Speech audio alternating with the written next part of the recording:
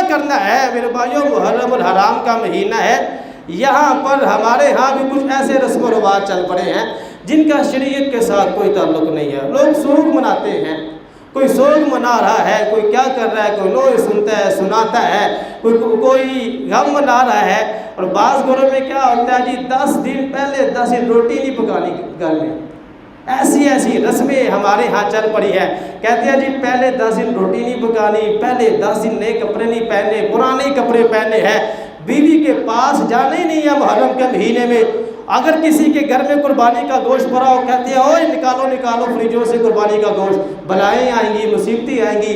میرے بھائیوں یہ ایسی باتیں ہیں جن کا اسلام سے کوئی تعلق نہیں ہے۔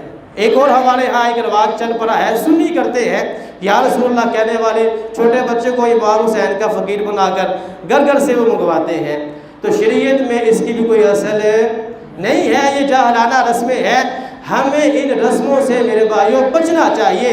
سوگ کیا منانا ہے؟ آپ کو بخاری کی حدیث سناؤں، آپ حیران ہوگے۔ بخاری کی حدیث سناتا ہوں آپ کو۔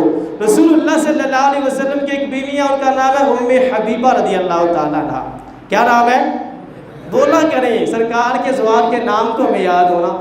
کیا نام ہے؟ ام حبیبہ رضی اللہ تعالیٰ عنہ۔ پہلے جو میں نے بتایا تھا ان کا نام تھا ام سلمہ۔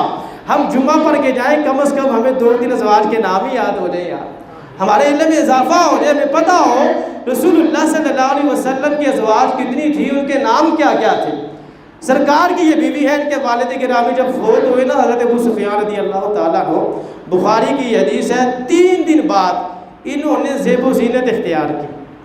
کیا کیا جی؟ زیب و زینت اختیار کی، خوشبو وغیرہ لگائی۔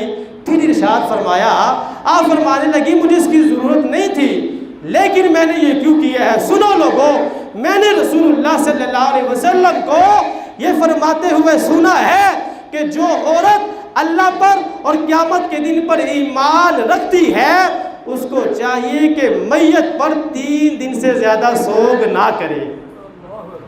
میت پر 3 دن سے زیادہ سوگ نہ کرے۔ ہاں وہ عورت جس کا شوہر فوت ہو جائے اس کو چاہیے کہ اپنے شوہر کی وفات پر 4 مہینے 10 دن سوگ کرے گی۔